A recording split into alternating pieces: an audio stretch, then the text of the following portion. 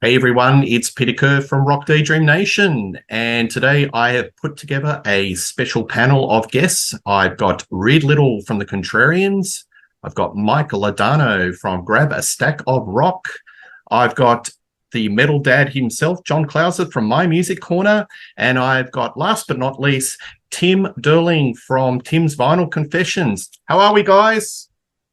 Doing great, Peter. Looking Right, forward to the panel, as always. I love these albums. I can't wait to talk about them. Fantastic.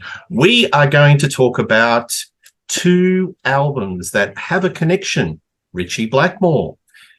We are talking about Rainbow, Bent Out of Shape from 1983, and then Deep Purple, Slaves and Masters from 1990. And the premise of the show is Slaves and Masters the child of Bent Out of Shape? So I'll tell you a few little stats about both albums, and then we're going to go around the grounds and talk about our first impressions of each album. So Bent Out of Shape was the seventh studio album of Rainbow, hit the UK charts at number 11, US number 34. US, it did not go gold or platinum like most of the other Rainbow albums, all the Rainbow albums per se. Slaves and Masters was the 13th studio album, came out in 1990. It hit the US charts at number 87 and the UK charts at number 45. So comparatively to the other Deep Purple albums, bit of a failure. So I may go over to you, Reed Little. What was your first impression of Bent Out of Shape, Rainbow, and your first impression of Slaves and Masters in the day? Okay. Well, I'll take the second one first because I had never heard of Slaves and Masters. It came as a complete shock to me that album existed until I went through a period as a Joe Lynn Turner completist and suddenly discovered, what, he did an album with Deep Purple? How did I miss that? Well, I just wasn't paying attention in 1990 is the answer to that. So, but Bent Out of Shape was the first Rainbow album I ever owned. It was the first Rainbow song I ever heard was Street of Dreams, the single from the album, because it was on MTV all the time. And my parents were nice enough to get me that for Christmas. I mean, I was 15 years old when that came out.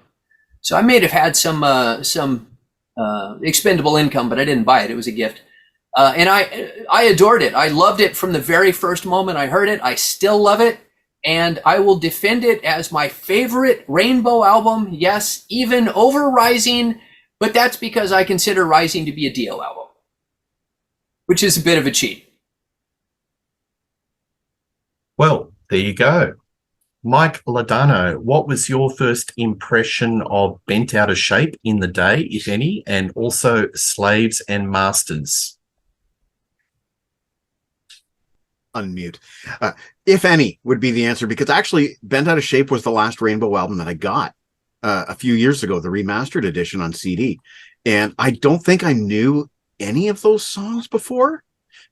None of them were on final vinyl, right? So I don't think I knew any of those songs before. So my impressions were, this is a lot better than I thought it was going to be. I remember when I first started working at my record store in 1994, we had the CD copy of Bent Out of Shape that looked like it'd been sitting there for decades, even though that's impossible. But you know what I'm saying? It was like a shelf warmer, and it's like, wow, that must be a bad album. Now, Slaves and Masters, completely different story. I remember sitting in my bedroom listening to the Toronto radio station Q107, and the DJ says, we got some new Deep Purple coming up. And he says, it doesn't sound like Deep Purple, but wait till John Lord's organ kicks in. This is a song called The Cut Runs Deep. So, it starts off with that dainty piano, and then all of a sudden that riff. And I had my record button going on my tape recorder, and something about the radio signal and the analog tape just made everything so much heavier. I loved it. And a buddy of mine at school, his older brother, got Slaves and Masters, and I asked him, so is it heavy? And he laughs at me and he goes, heavy without Ian Gillan? And we'll get into that, I'm sure. But I love Slaves and Masters. and I love Bent Out of Shape. So this is going to be fun for me. Okay, nice. John Clauser, any recollections in the day with these two albums? I'm probably the most neutral of all of you guys when it comes to anything in the Deep Purple family tree. It just wasn't something that was in my household growing up. So I probably heard Stone Cold on the radio, which was on the previous album from Rainbow.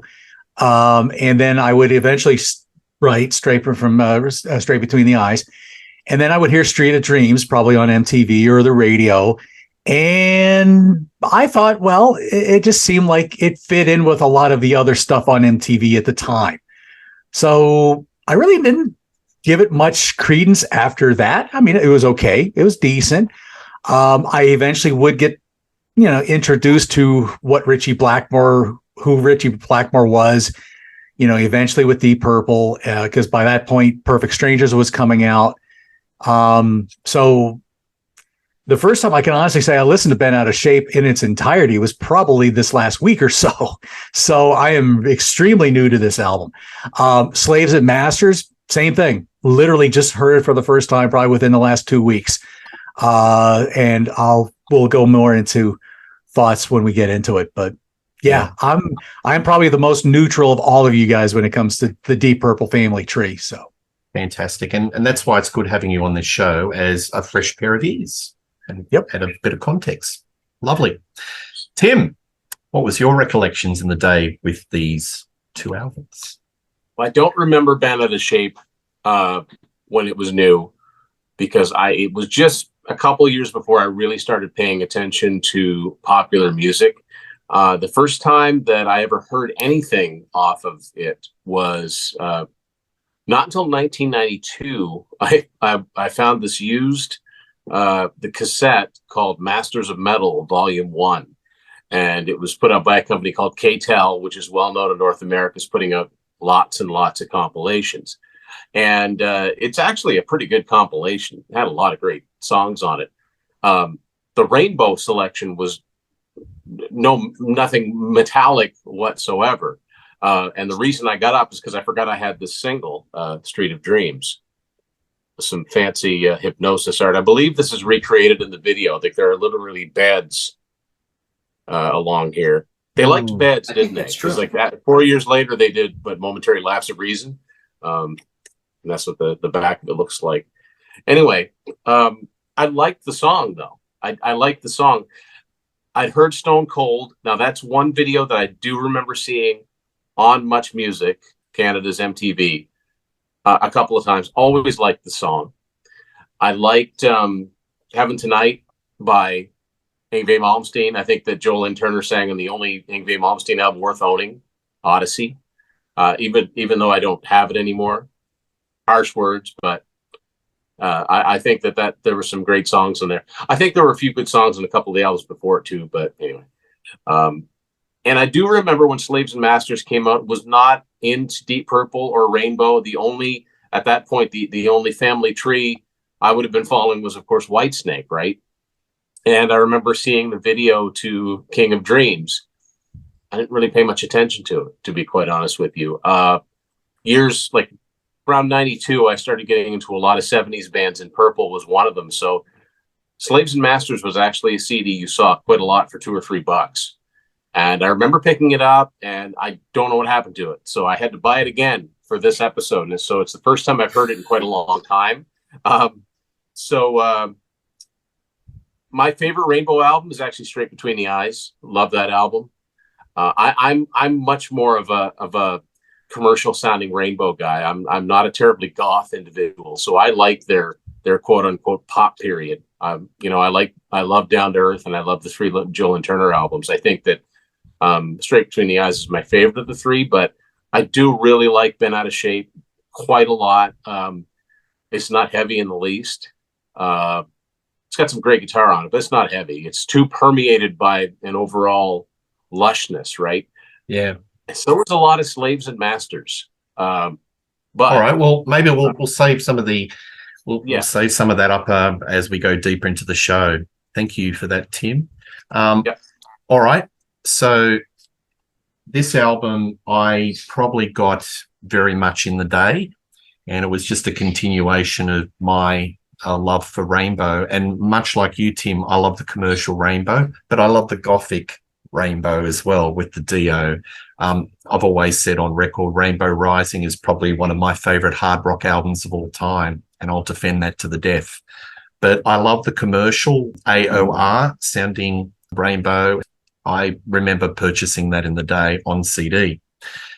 As for this little number, the reactions in the day were very mixed. It was in the press, it was like Deep Rainbow. I resisted for a long period of time not to buy it because the thought of Joe Lynn Turner fronting this band and replacing Ian Gillan didn't really sit well with me. What was played on the time on MTV was The King of Dreams, and it was going in a very, very commercial direction that was very unlike Deep Purple. It was only, I think, in the early 2000s that I saw the CD in a bargain bin for $10. I bought it, and to my surprise, I didn't mind it at all. It was very completely different sounding sonically to the classic Deep Purple that I was familiar with, but it had its own charms, and that's how my journey with this album has taken me to this day. So that's where we're at. What we'll do is let's firstly cover Bent Out of Shape, and each of you maybe spotlight 2 songs, talk about it, reserve your final opinion on the album. We'll cover that in another round. But Reed, what are 2 songs that you'd like to spotlight out of Bent Out of Shape for the audience? Sure. And expect some contention when we get to the big comparison at the end.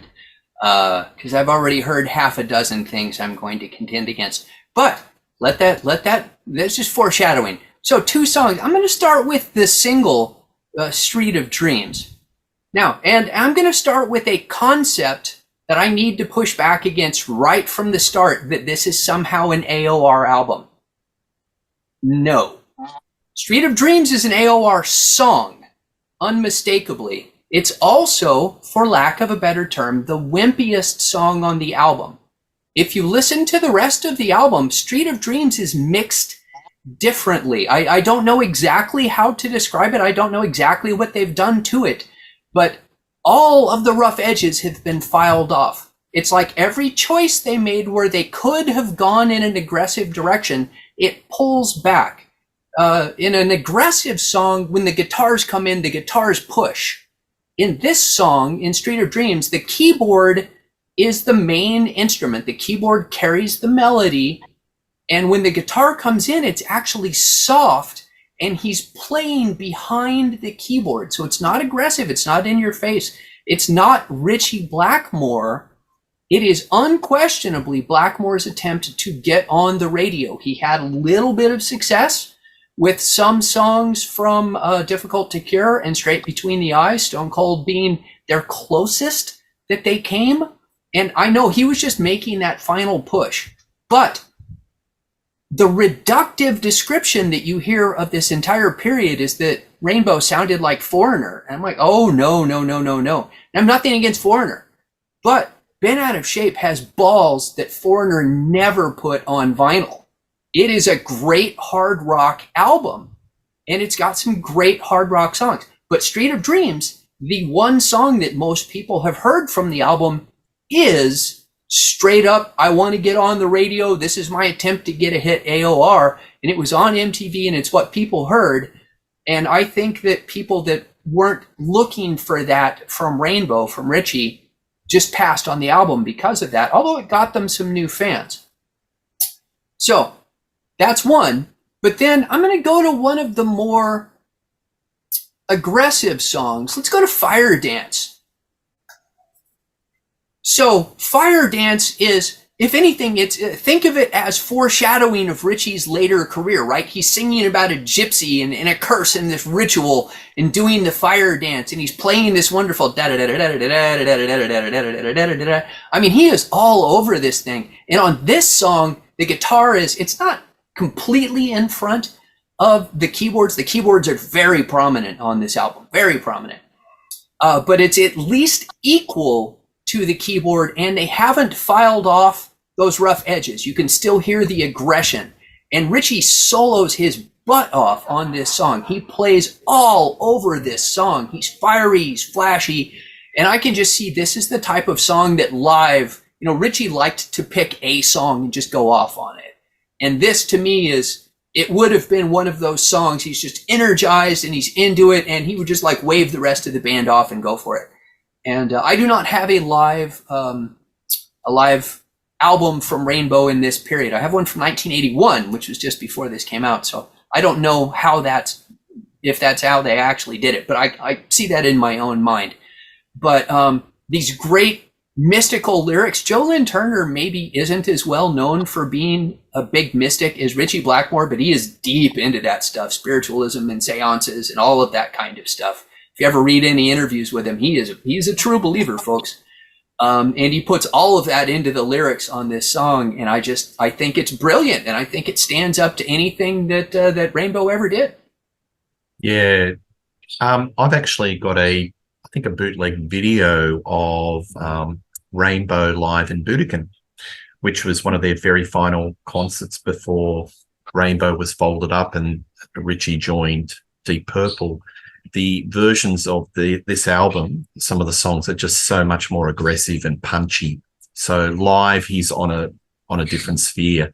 Even the release Straight Between the Eyes, I think it was called Live Between the Eyes. It's just so much more aggressive than the studio versions. So it's a whole different world. But thanks, Reed. Mike, 2 songs you want to spotlight? First of all, I just want to thank Reed for stealing Fire Dance from me. I have been telling everybody all week that Fire Dance contains a snippet of The Battle Rages On. If you listen, there's the Battle Rages On riff. And I sometimes wonder how that happened, because Battle Rages On was written with Joe, not Ian. Ian came in after that album was written musically and lyrically. Joe wrote complete lyrics for The Battle Rages On. And so I wonder how that happened. Like if Ritchie was just playing this, hey, Joe, do you remember this? And why not? Let's make a new song of it. And they did. But anyway, that was Reed's pick. I'm going to go with a couple of tracks that have really jumped out at me this week. Desperate Heart. And I'll tell you why. It's that funky little keyboard lick. Man, I love that. David Rosenthal on keyboards. I love that. That's a great song. And yeah, it really all boils down to that one keyboard lick for me. I just love it. And it kind of surprised me. It kind of struck me as something, well, I wasn't expecting it. Kind of struck me as something un-Rainbow-like.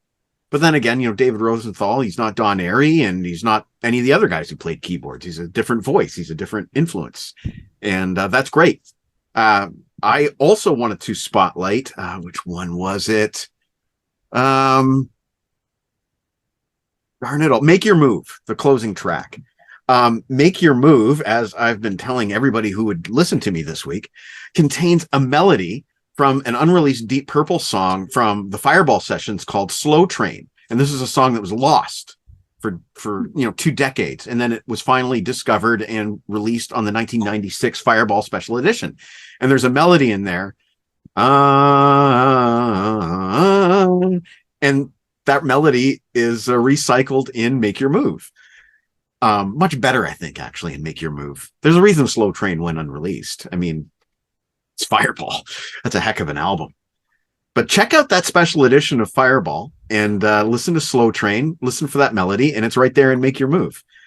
I love when bands do stuff like that. I really do. And to me, that's part of what makes it worthwhile buying all these special editions and deluxe editions. Because if you're a real fan of the music, like we all obviously are, it's fun to just sit back and study rather than just, blindly listen to tunes and bang your head. Just study, like, oh, wow, the process of the art.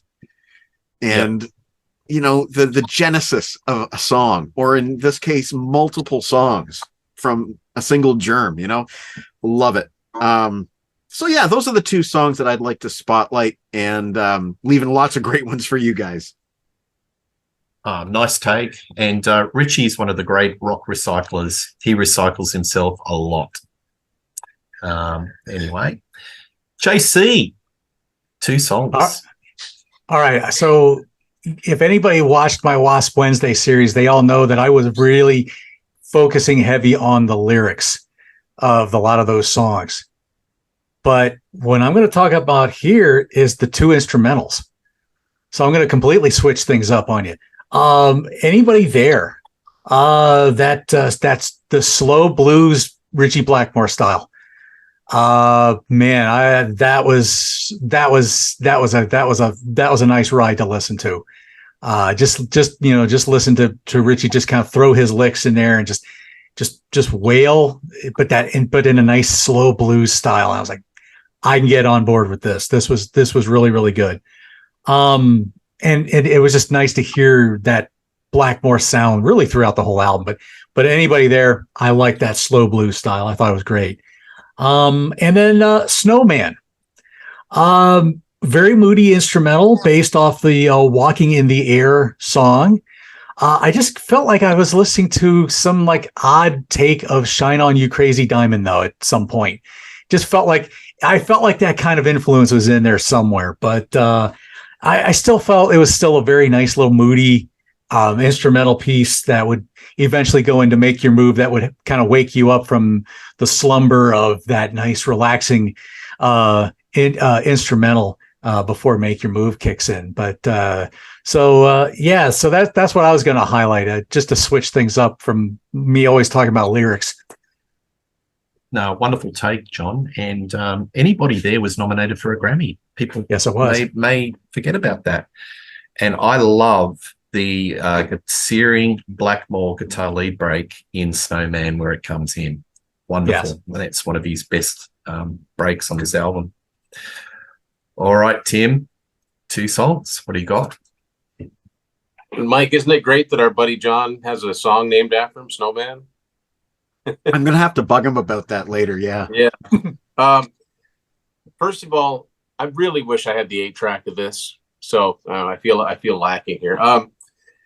I agree with what Reed said about Street of Dreams. I never thought about it before, but it is mixed slightly different. Great song. It's not one of my picks, but for those that are, as influential as they were, Rainbow never had any gold records in the U.S.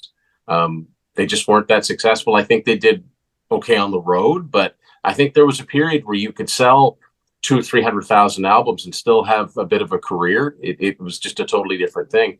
And they only had one top 40 single, which was Stone Cold, which hit number 40. I mean, that's the only one that cracked the top 40. Street of Dreams only got to 60, which is kind of weird because you'd think it was even more in that commercial direction, but I don't know. I think a lot of the reason they get the heavy foreigner tag is because of Joe Lynn Turner, because I've always thought of Joe Lynn Turner as Lou Gramm on steroids.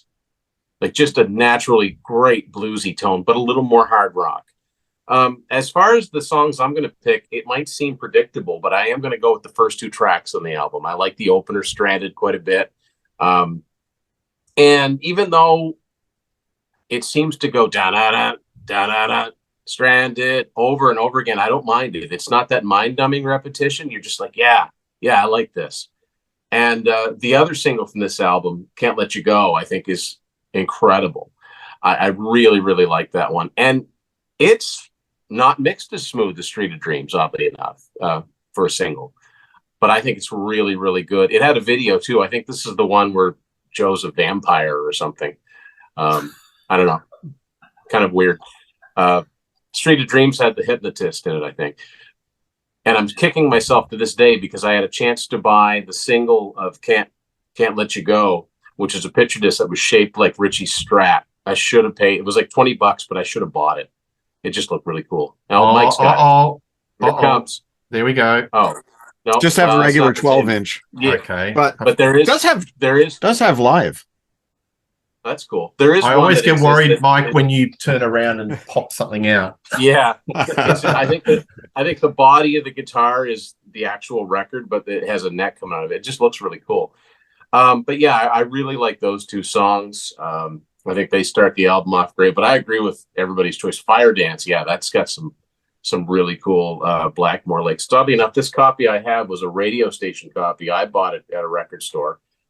They don't have this marked on anybody there, but on Snowman, someone marked in pen next to it, INST for instrumental. Like they must have thought they heard some words in Snowman, I guess. And Snowman also has a writing credit for Howard Blake. Right. So it says Howard Blake interpreted Ritchie Blackmore, like interpreted by Ritchie Blackmore. That's right. Yeah. So, yeah. So, hey, can I ask a quick question? Stranded. Da-na-na, da-na-na. Do you think that's got anything to do with Anya on The Battle Rages On? Yes. Yeah, yes. you do, eh?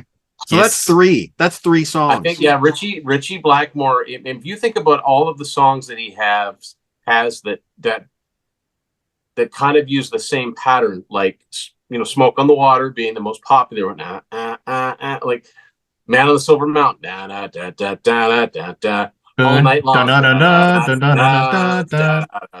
It's all that, it's all around the same area on the guitar. Oddly enough, he wasn't involved in it, but Fool for Your Loving is kind of like that too. It's just this purplish thing that just permeates. So yeah, my That's what he did on Burn too. Yeah. Burn, yeah, perfect. Yes, I knew there was another one, but yeah, he does that a lot. Those type of riffs.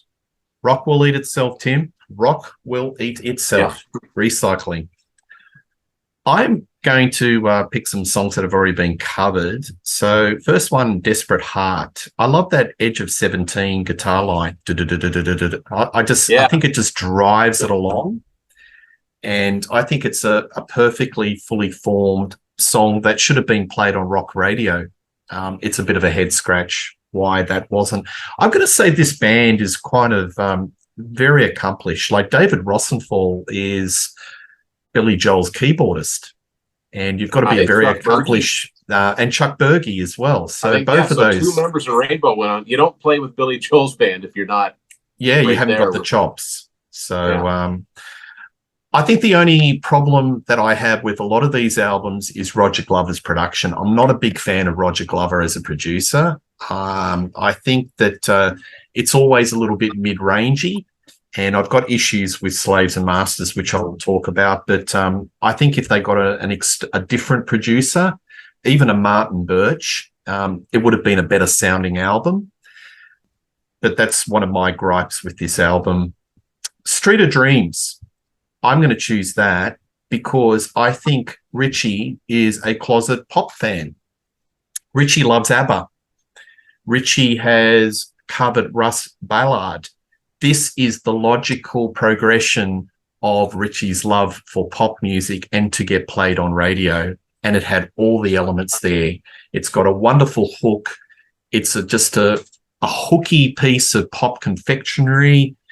The only thing that killed it was MTV banned the video clip because of the hypnotism, which is just, it's a head scratch. So MTV were very, they flinched at a lot of things back then in the early days. It was the weirdest thing. Yeah. It was so weird what would be played and what wouldn't be played. Yeah. Yeah. So it's okay for David Coverdale stalking Tawny Contain in Still of the Night and get played, but a little bit of hypnotism, in drag, that'll never fly. Yeah. So I think that if this got radio airplay, this would have done even better than Stone Cold. I like it better than Stone Cold. It's just a great pop song. So they're my 2 picks, and it should have propelled this album to to chart much better.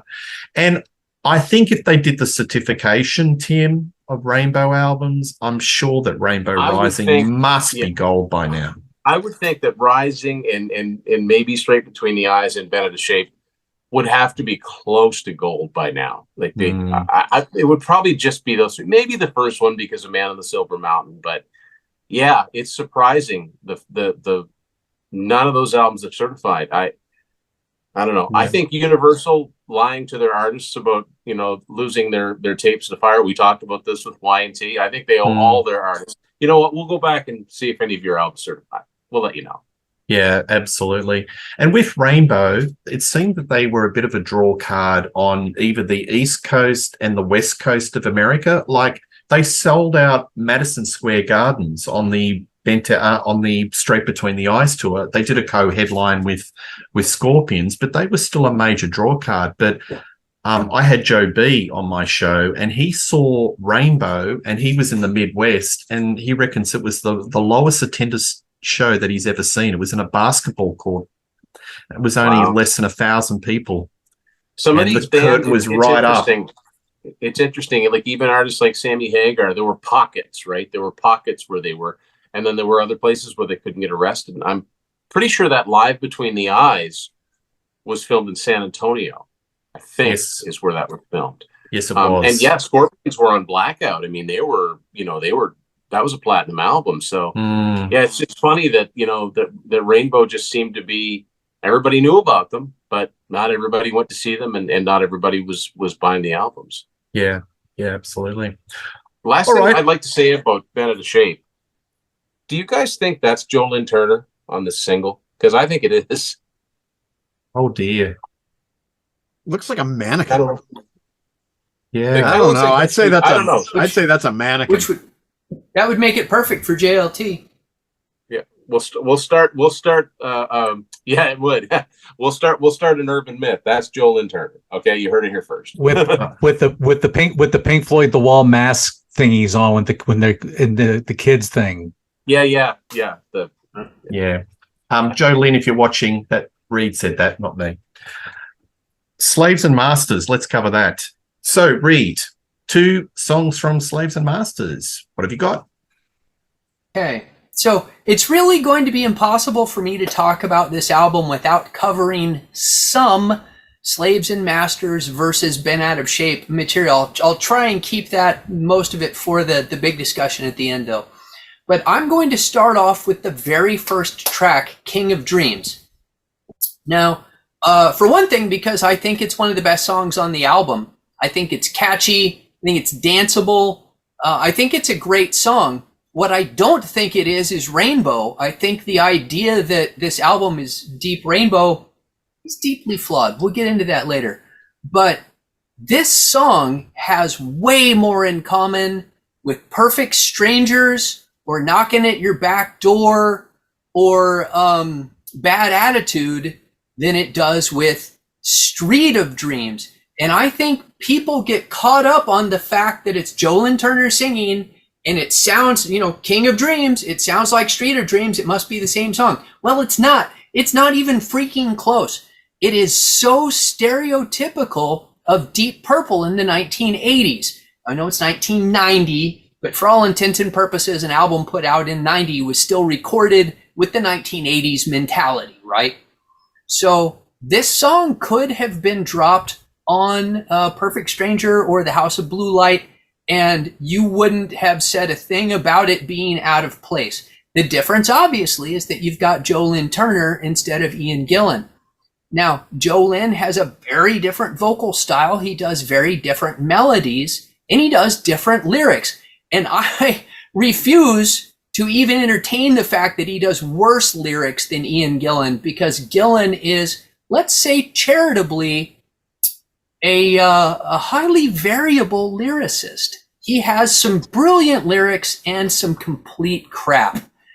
Sometimes on the same album, because he just came up with stuff, off the cuff, on the fly, and always after the music was done. He refused to do his lyrics in advance, which is why you have things like him insulting Ritchie Blackmore with Bad Attitude, more or less, because Blackmore had no idea what he was singing.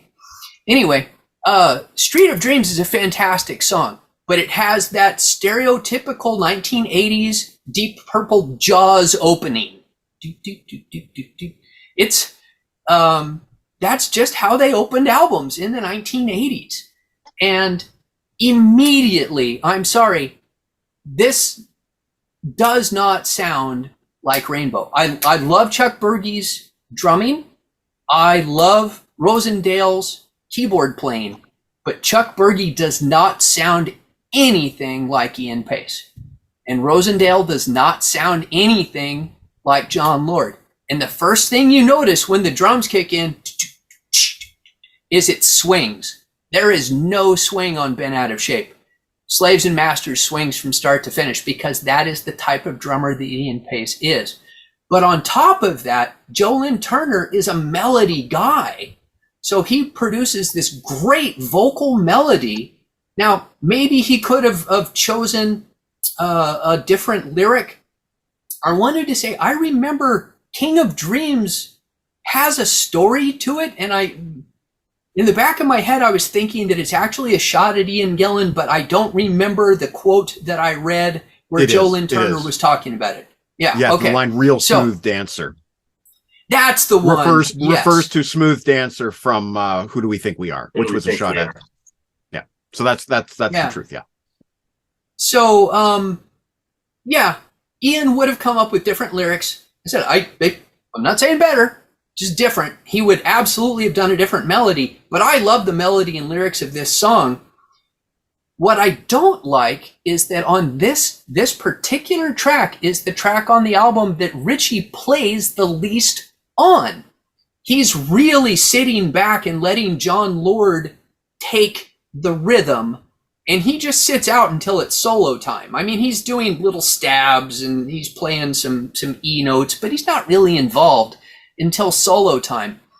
And that goes all the way back to Perfect Strangers, where you can find interviews with Ritchie Blackmore saying he hated being in the recording studio. He wasn't interested in having to play the same thing over and over again. And he would say, look, I'm an improvisation guy, and I just want to be on stage improvising. That's what I want to do, and I hate this whole recording process. So sometimes he carries that with him into the songs, and he just sits back and lets the rest of the band do their thing until it's solo time. And he's clearly improvising in the studio because that's what he's happy doing. Not always. So that's King of Dreams. My second one, I'm just going to go to the very next song, which is The Cut Runs Deep. Now, this is very typical Deep Purple sequencing. You have a spacey, ethereal track at the front with the jaws opening, and then the next song is a hard rocker. It's an up-tempo rocker, and despite Blackmore going, after having gone pop with Joe Lynn Turner and going eventually to Renaissance music, he always plays his best on the hard rockers. He plays riffs. He plays more rhythm guitar. I always say that's how you tell whether Ritchie Blackmore is enjoying himself, is whether you can hear him playing rhythm. If you just hear John Lord or whoever's playing keyboards, he wasn't happy in the studio that day. If you can hear a guitar riff, he liked that one.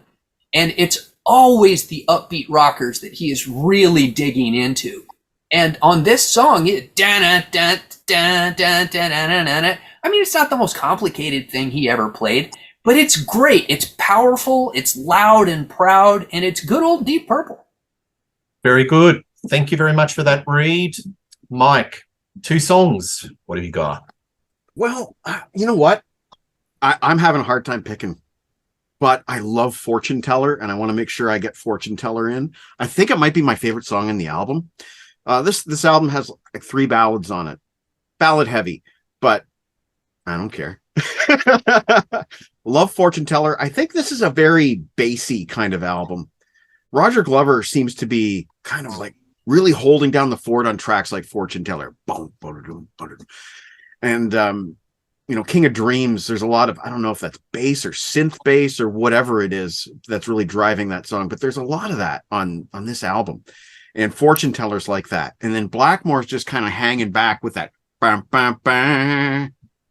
Love those chords. Love them. To me, it's all about that one hook when Blackmore comes in and bam, bam, bam. I just love it. And Joe Lynn Turner's lyrics, listen to them. They're pretty cool. They're coming from his heart there. In the heat of the moment, I asked her to leave. It's just, I just think that that's a really special song in this album, and I don't think it was really fairly received. Just remembering back then, a lot of people were like, it's too soft. Slaves and Masters is too soft. And it's like, you know what?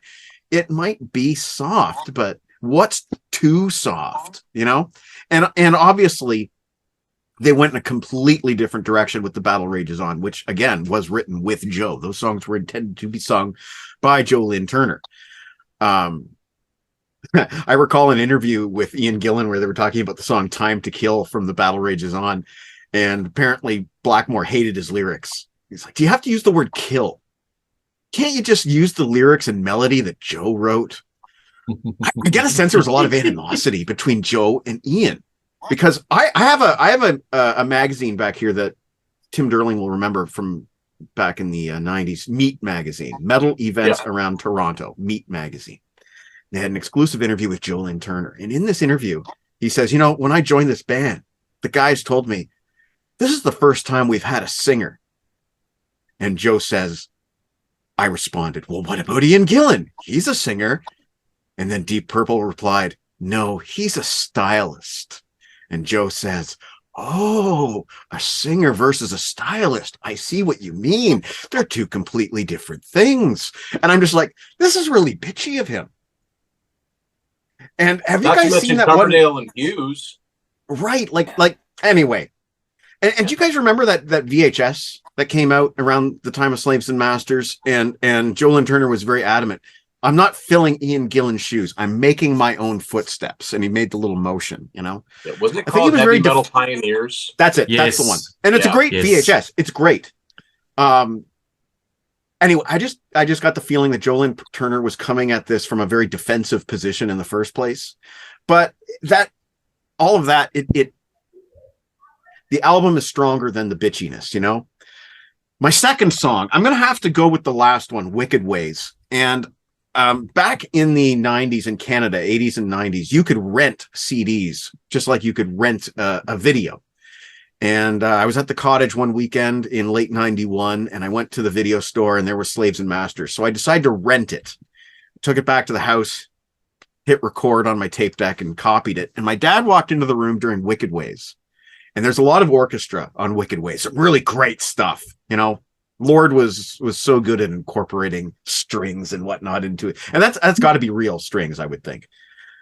Anyway, my dad walks in during Wicked Ways, and he says, who's this? I said, this is Deep Purple. And he goes, Deep Purple. They sound like they're a very musical band. And I was just like, yes, my dad gets it. And my dad's not into rock and roll in any way, shape, or form. So anytime he said something positive about rock and roll, it just made my heart glow. Wicked Ways. It's probably the most, I don't know, is it the most Deep Purple song on there? It's certainly got all that drama that you want out of a Deep Purple song. It has the lush arrangement that you sometimes get. Killer chorus, great riff. What more could you want? I think it's also the longest song on the album, if I'm not mistaken, but I might be mistaken. Do I have anything else to say? I think that's about it. Those are my two songs. Fantastic, and we'll get your thoughts about the comparison with Rainbow. I'm just wondering if Joe Lynn Turner had a chip on his shoulder when he was basically maybe the number 4 pick behind Jimmy Jamison. Mm-hmm. I believe Jimmy Barnes, Cold Chisel JC, he was asked to.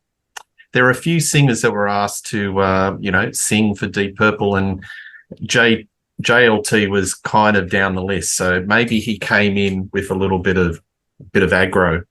But you can understand why he was down on the list, because the other guys in the band were like, no, we're not doing Rainbow. Like I have interviews where Roger is saying things like that. Like, we did not want to look at this guy until a certain point where they weren't really getting anywhere with other singers. And they're like, oh, right, fine. You know? Yeah. They also tried out a guy named Bill Matson from a band called Tangier. Yeah, I've heard of Tangier. I remember Tangier. And wasn't there there was a UK band called Strange Ways? That sounds familiar. I don't know what their singer's name was, but I think that he was also in the running. I'll blow your minds, guys. The lead singer from King's X, Ritchie, asked him. I heard Blackmore say he wanted Doug Pinnick. Yeah. Whoa. Could you imagine Roger might have found himself out of a job because Doug's a hell of a bassist. Yeah. Yes. Again. I reckon that would have been... Roger, we just want you to produce. that would have been an artistically brave decision if they did that, and would have taken the band in a whole different direction. I would have paid money to, buy that album. But anyway. All right, John, 2 songs. Okay. Oh boy. Well, let's talk about when Deep Purple decides to go Spinal Tap. And what do I mean by that? Well, I'm talking about Fire in the Basement. Boy, that comes across like Big Bottom's distant cousin somewhere lyrically. Goodness gracious. I came around to your front door. Your back door was locked. Pushed your button, rang your bell, but you didn't hear me knock. I saw your window open wide, so I crawled inside. I ran to the top floor, but you were down. You were on the ground. I was on my way up, and you were going down. I'm like, okay, we have gone total Spinal Tap here. But like Reed says, this album kicks off very swingy with Ian Pace, and boy, this song swings. This has got a crunching groove that only Deep Purple can produce, and so it makes up for the really bad lyrics, in my opinion. So I thought that was a really good song. I think another one that I would talk about here, Breakfast in Bed. Another kind of lyrically just, oh boy. Again, maybe not the most Shakespearean lyrics of all time here, but again, you have this kind of a slower boogie here. So it kind of, again, makes up for some of the lyrical content, but very good. I think I could almost see Breakfast in Bed maybe. Well, we'll go more into the compare where I think that could have gone if it was a Rainbow track, but I think just very lyrically, very much of the time of what was coming out from the LA Strip and what was coming out in heavy metal in that days. Just everything was along that line. So it was just I thought it was interesting to hear Deep Purple doing stuff like that, but then I forget, oh yeah, they have Anyone's Daughter. So I guess I can't forget about that. So. Thank you, John. No problem. We're just having a little pause just to take that away, everybody. Tim, 2 songs. Or Anyone's Daughter, the whipping boy of the Deep Purple catalog. I love it.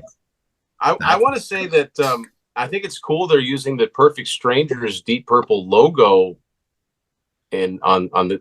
It's not the best album cover, but I think that's Ritchie Blackmore's brain. It's all the things that are in his head. Could be, but are those Candace's hands or no? She wouldn't have come into the picture at the time. Anyway, well, it's kind of a cliche, but I got to go with King of Dreams. It's such an instant classic. Great melody line, and Ritchie's guitar is sparse, but to me it's just the right. He does the figure, bam, bam, bam, bam, bam. Like I love that. Now this shows that I have a hard time adjusting to read these lyrics, the CD booklets. Now I always thought I'm a real slow dancer, not a smooth dancer. I know Smooth Dancer is a Deep Purple title, but I just think it's a great song. There's a reason that they used it to kick off the album. There's a reason that was the single. I just think it's a great track. And I'm also going with Fire in the Basement because, lyrically, yes, I get what John's saying, but man, Joe sells it. Like he just belts it out. And I like when he gets to the higher end of his range, like the screamy part. He doesn't do it much, but just enough. And it's almost unfair to compare any singer to Ian Gillan because Ian Gillan's not a singer's singer. Like he's not a singer that is squarely on the note, but he's got that behind the beat attitude. And he's so distinctive, right? But you get a guy like Joel Turner or Coverdale or Hughes, these guys that can just, how can I say this? John was talking about the stuff that was coming out of LA. Like the difference is with Joel Turner, you've got a guy who can legitimately sing. Like he's a really, really good rock singer. So it's going to sound way different. Now, as to what I think it completely sounds like, that's another story. But yeah, my two tracks, King of Dreams, Fire in the Basement. Thanks, Tim. I've always thought that Joe Lynn Turner was channeling a little bit of Paul Rodgers more than Lou Gramm. Yeah. So I've always said this Paul Rodgers, and Paul Rodgers. But I think Lou Gramm is like the next phase after Paul Rodgers, but because he's always claimed Paul Rodgers as an influence too. But basically, you got these bluesy rock singers who just open their mouth and sound good. Absolutely. And Blackers has always wanted Paul Rodgers in the band. I think it's got in his head that was the one who got away, because he wanted Rodgers in the Mark III. So, but we got David Coverdale, and we're blessed of getting that. Yeah. Slaves and Masters. I am going to select The Cut Runs Deep. So I'm sorry, Reed, copying again. I love it. I think it is a great track. I love that little start with the harpsichord, this little Baroque start. And then it just comes into this classic Blackmore riff, and you've got the swirling Hammond just comes in and just pounds out, that little keyboard stab. And then you just get into this Blackmore groove, this Deep Purple groove.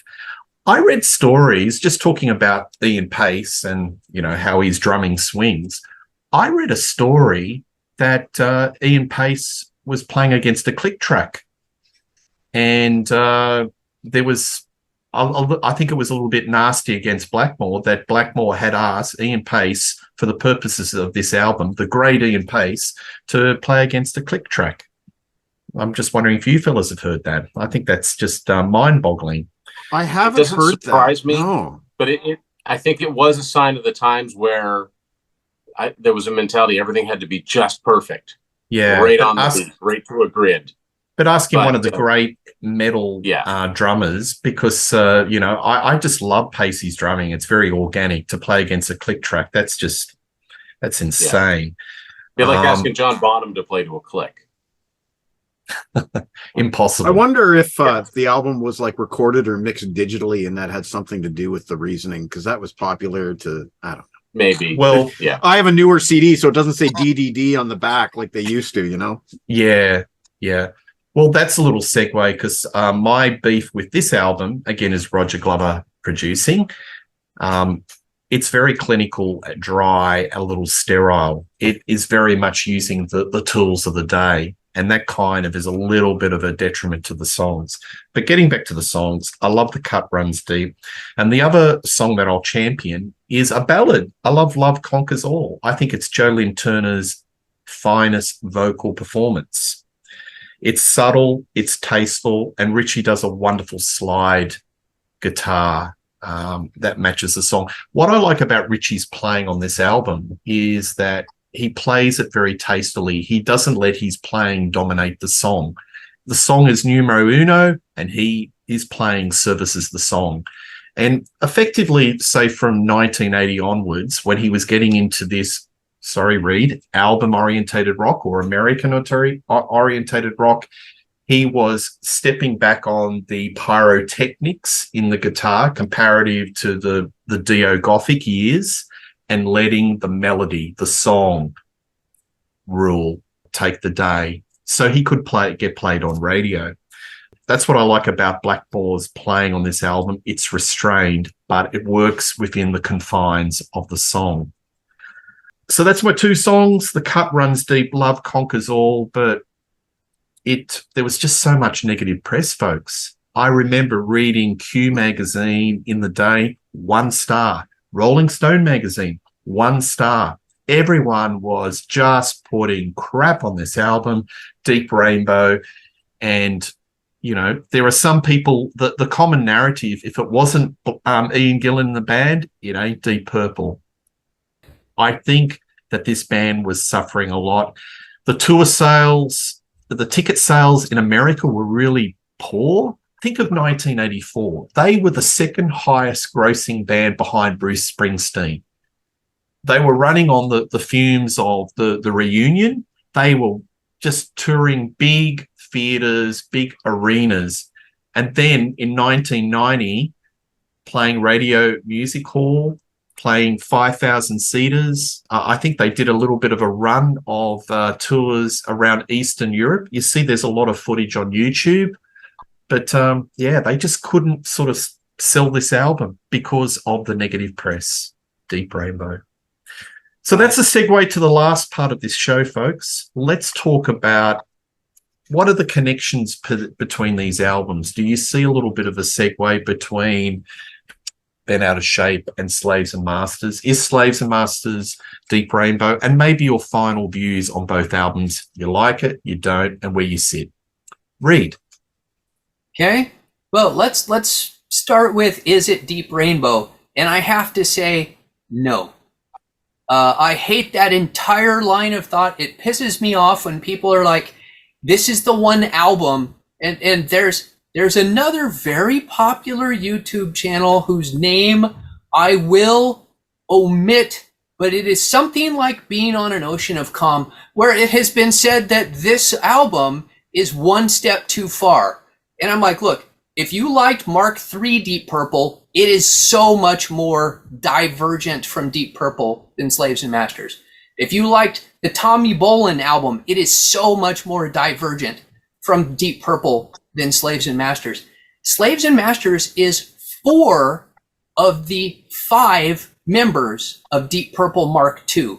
The only difference is the singer. So the people that are like, oh, it's not Deep Purple without Ian Gillan, I bet those are the exact same people who later don't get on board the Steve Morse years because it's not Deep Purple without Ritchie Blackmore, even though now you've got Ian Gillan back. So there are definitely, let's face it, you can't get away from 3 things. It's Ritchie Blackmore. Ritchie Blackmore does not have a broad range of styles in which he composes songs. Now, they're not all the same, but he has a spectrum. It's a relatively contained spectrum of songs. It's not a different Ritchie Blackmore in Rainbow than it is in Deep Purple. It's the same guy writing the same songs. You've got Joe Lynn Turner, who is a songwriting partner. He gets credits on every song on Slaves and Masters. And again, it's the same guy. And you've got Roger Glover, who may not be the world's most distinctive bass player, but he's playing bass, he's writing, and he's producing as much as he complained about having to produce. So you have those 3 things, but you are trading out Ian Pace and John Lord, and I just can't understand any Deep Purple fan saying, you know what, Pace and Lord don't matter. Because that's what you're saying. If it's just Ian Gillan, right, then Pace and Lord don't matter. Well, they do matter. They're the foundation of the Deep Purple sound. You have to have those guys. And I know later, I love the albums with Don Airey. I love Don Airey, but Don Airey is not John Lord. And as much as I love those albums, they're different. So yes, there are similarities, but I still say Slaves and Masters is way more similar to Perfect Strangers than it is to Bent Out of Shape. Bent Out of Shape is a much more gothic album. It's produced much more darkly. It's got darker subject matter in the songs. Frankly, it is a little bit more, it's a little heavier than Slaves and Masters. But for me, the biggest problem with Slaves and Masters, and I enjoy Slaves and Masters, but it's a throwaway album for me. It's an album that has some fun songs. It's a driving in the car, listen to it, no problem. I do not put it in for my sole form of entertainment. I will listen to Bent Out of Shape all day long as my sole form of entertainment. I love that album. I think that song for song, it holds up better. Now, there are things I miss. I think Ian Pace is a more entertaining drummer than Chuck Corgi, at least on that album. He's very straight. He's very 4 on the floor. And, there's no swing on that album at all. But I think it's better songs. Yeah. Now, that doesn't make them less Deep Purple on the Deep Purple album. They're just not as good of Deep Purple songs. But this should come as no surprise to anybody who actually got the House of Blue Light, which I consider one of the worst Deep Purple albums. I know, Peter, I know you like it, but I remember back in the day when that came out and they played, hey, there's a new Deep Purple album coming. It had been 3 years since Perfect Strangers, so there's a wait. And then they come out with the House of Blue Light, and the first thing they played was Call of the Wild. And I remember sitting there in my college dorm with the other guys listening to this song and going, what is this crap? What is this? This is the worst song ever. Why is it their lead single? And that album in the United States, the House of Blue Light, tanked. And Deep Purple didn't put out another album for another 3 years. So it's not like they suddenly crashed on Slaves and Masters. They had already eliminated all of the goodwill they built up with Perfect Strangers because America didn't like the House of Blue Light, and they didn't get it back. But all of the negative press they got about Joe Lynn Turner, man, that stuff was not deserved. And I'm sorry, heaping praise on Ian Gillan as if he's some, irreplaceable god. Ian Gillan's great. I love Ian Gillan, and I love the albums that have Ian Gillan and not Ritchie Blackmore. But this is not Deep Rainbow to me. I think Rainbow, again, Been Out of Shape, I think it's a better album, but it's because it has better songs. All right. Thank you very much. Mike, final thoughts. Reed has given me so much to chew on here. Great analysis. In fact, I was messaging Peter earlier this week, and I said, I think I'm coming at this from a different direction. I think the direction that I'm coming at this is Slaves and Masters isn't necessarily the follow-up to Bent Out of Shape. I think it's also not necessarily the next Deep Purple album. I said, I think it's something new. I think it's almost like a brand new band. And I think Reed had an element of that in his argument. One thing I wanted to point out, though, is you mentioned House of Blue Light. In that bitchy interview I was talking about, Joe Lynn Turner says that one thing Purple wanted was a guy that they could write with, because according to him, the House of Blue Light had no songs on it. And he said it had nothing that Deep Purple could bring to the stage, is what he said. And he also, by the way, used the phrase Deep Rain Snake for the band, not Deep Rainbow, but he liked Deep Rain Snake. I don't know if DC would like that. No, I don't know about that either. But of course, Pace and Lord were both in Whitesnake. And what Reed said about Pace and Lord is bang on exactly why I feel like it sounds like a new band rather than the next Rainbow thing. It doesn't sound like the follow-up album to House of Blue Light either. So I would say it's a new thing. Now, another thing that he mentioned that got me thinking was when he said that he could listen to Bent Out of Shape all day. And it's like, yeah, you know what? I could too. But I can't do that with Slaves and Masters. And you know why? It's too dark. I can run through Slaves and Masters twice, but I couldn't play it all day like I could Bent Out of Shape, like I have done with Bent Out of Shape this week. Slaves and Masters is a great album. I love it. I hope that's coming across here, but it is dark. Truth Hurts. Nobody mentioned Truth Hurts. Nobody brought up that song. Nobody brought up Too Much Is Not Enough, which might be the weakest song in the album, even worse than Breakfast in Bed. Nobody mentioned Slow Down Sister, the B-side, which has a commonality with the song Stormbringer. And I don't know if any of you guys have even heard the other song, Fire, Ice, and Dynamite, which was from a movie soundtrack. Okay, Peter's heard it, and it's available on one of the Deep Purple DVDs. And I can't remember which one, but just, do your searching out there, folks, and you'll find Fire, Ice, and Dynamite, which is the last song from these sessions that is not on the album and not on any of the remasters or anything. No box sets, no nothing. Slow Down Sister you can get on a box set. You can't get Fire, Ice, and Dynamite anywhere. I like to listen to the album as a whole experience with those bonus tracks added on in my file folder. And it's a different experience that way, because those are just kind of more upbeat tunes. Like Slow Down Sister's got a good drive to it, and Fire, Ice, and Dynamite is just that pure pop rock that you guys have been talking about that Blackmore does have an affinity for from time to time. I think The Battle Rages On would have righted the ship had Joe Lynn Turner stayed aboard. I think they were heading in a more purpley direction. I think that's obvious by listening to all of these albums. What it would have sounded like with Joe singing, though, that's a whole good subject for another show, perhaps. Yeah. As it stands, I like both these albums a lot. I think I prefer Slaves and Masters for the songs. But as I said earlier, I can't play it all day like I can Bent Out of Shape. Bent Out of Shape's a lot more fun. That's a fun album to listen to. And Slaves and Masters, while it is a good album, it's not necessarily one that I would call fun all the way through. So I think that's my 2 cents. Thanks, Mike. Nice take. Thanks, JC. What?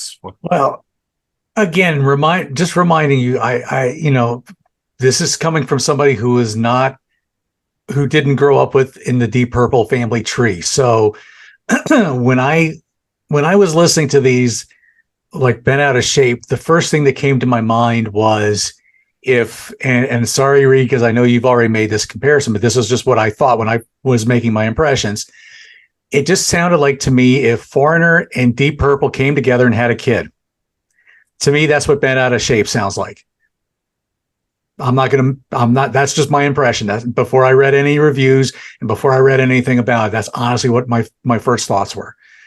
So Slaves and Masters to me is that same kid, only now it's just become a big testosterone ball waiting to explode. Hence with some of the lyrical content within some of the songs. So that's kind of my quick impression. Do I think it's, I mean, I think I do hear some hues in some of Jolene Turner's vocals. I don't know if I quite get the Paul Rogers quite as much, but I think I do hear a little bit of Glenn Hughes in some of the higher pitch stuff. When he tried, like in Fire in the Basement would be a good example of that. I think they're both very good albums. I think I'm kind of like with Reed and Mike, though. I think if I was going to pick one to listen to all day long, I probably would pick Bent Out of Shape a little quicker than I would Slaves and Masters. Maybe certain songs from Slaves and Masters, but not the entire album. But yeah, that would be my neutral take from somebody who didn't grow up with the band. Yeah, and just to package it up, did you like both albums? Because you're relatively new in listening to both albums. Thumbs up, thumbs down. I mean, I would give Rainbow. I would probably give the Bent Out of Shape probably a bigger thumbs up than Slaves and Masters. Are they albums? I guess my answer should be: would I revisit these albums more frequently? And I could, like I said, I could see myself revisiting Bent Out of Shape a little bit more. Okay. I don't know why, but I feel like I would revisit it a little bit more than Slaves and Masters. Okay, gotcha. Tim, final thoughts. So I'm going to disagree with a few things that people have said, but I think I'm going to agree with a lot of others. Do I think this is a deep rainbow album, Slaves and Masters? No, but I think that King of Dreams is on a precipice between the two. And what I mean by that is I don't think that the production on Slaves and Masters, I mean, I get the whole thing about the idea of having Ian Pace play to a click is ridiculous, but this is 1990. But I don't think the album as a whole sounds particularly 1990. I think it sounds more mid-80s to me. Like if the next thing, if Rainbow had done another album and the Purple reunion hadn't happened, if they'd put an album up, say 85, sonically, I don't think it would have sounded all that different because like Reed said, you've got 3 out of the 5 members of that lineup of Rainbow, and one of those members is also producing, and he does have that mid-rangey production for sure. But I think that after King of Dreams, it's pretty Purple sounding. The John Lord intricacies are there. Ian Pace is there. I think Blackmore's solo in Fire in the Basement is amazing. I love his guitar solo on that song. I think it's one of his best. But here's my thought about King of Dreams. If, going back and getting into these bands, if I didn't know the history and I wasn't the type of person to look things up, you could tell me, if I trusted your opinion, say, hey, I'm new to this. What should I get? Well, yeah, they had Joel and Turner for these 3 albums, but then go with me here. after they split up, they owed Polygram one more album. So they put this final vinyl out, this double album, which is a combination of live tracks and B-sides. And that final lineup of Rainbow got back together and recorded one brand new studio track that was a single, and that single was called King of Dreams. I'd have believed them. If you'd have said that that was a brand new song from circa 86 version of Rainbow, which didn't exist, I would have believed it. Because I don't think that you hear quite so much John Lord and quite so much of Ian Pace being Ian Pace on this particular song. After that, it's a Deep Purple album with Joe Lynn Turner singing. And here's the problem with Joe Lynn Turner singing for Deep Purple. He's got a great voice. The problem is he was too distinct as that voice of Rainbow. If he'd been a complete unknown that came in with that voice for Deep Purple, it might have been a different story. And the negative press probably did negatively affect the album. But yes, House of Blue Light ended up in the delete bins. I remember seeing it in the delete bins, and it wasn't as good as Perfect Strangers. Bad Attitude was every bit as good, I think, as anything on Perfect Strangers, but the rest of it, Mitzi Dupree, no. Anyway, but getting back into why I think this is mostly a Deep Purple album, The Cut Runs Deep reminds me a lot of Under the Gun. That second, I don't know which one of you mentioned the fact that second track, they just get going with it, and it serves the same purpose as Under the Gun does on Perfect Strangers. So it's interesting that they themselves almost disregard House of Blue Light, and they, if anything, if they want to sound like any Deep Purple, I guess what I'm trying to say, if this album sounds like any one Deep Purple album, it sounds like Perfect Strangers. That would be the closest thing. But no, I don't think it's a Deep Rainbow album, and I don't particularly like the term, no more than I like the term Van Hagar either. You know, the idea of it's the same band, right? You know, the name hasn't changed, even though you're bringing in a known quantity to now front your band. But who knows? In a bizarro world, I remember seeing an interview with Joe Lynn Turner from 2008 on YouTube, and I can't remember the channel, but it was a long interview, but it was split up into different parts. And he said that he was trying to bring them along into the, I guess you could say, the modern world. But he said, and I think he raised a good point, how is it that Aerosmith could come back from the dead and be huge again? Deep Purple could have done the same thing. They already had the name recognition, and that's what I was trying to do. I was trying to get them back on the radio. And who knows? It might have worked. Maybe, you know, RCA is not exactly the most rocking of record labels. You know, Joe Lynn Turner himself, because his band Fandango in the 70s was on RCA, he's called them the Recording Cemetery of America. But, you know, maybe if they'd been on a different label, they might have gotten a different push. But I don't know. The best thing I could say about it is that Deep Purple, when Steve Morse joined, got a shot in the arm, and they made some great albums. But there's nothing wrong with this album. And Reed's absolutely right. This is more Deep Purple sounding than Come Taste the Band, or Stormbringer for that matter. So there you go.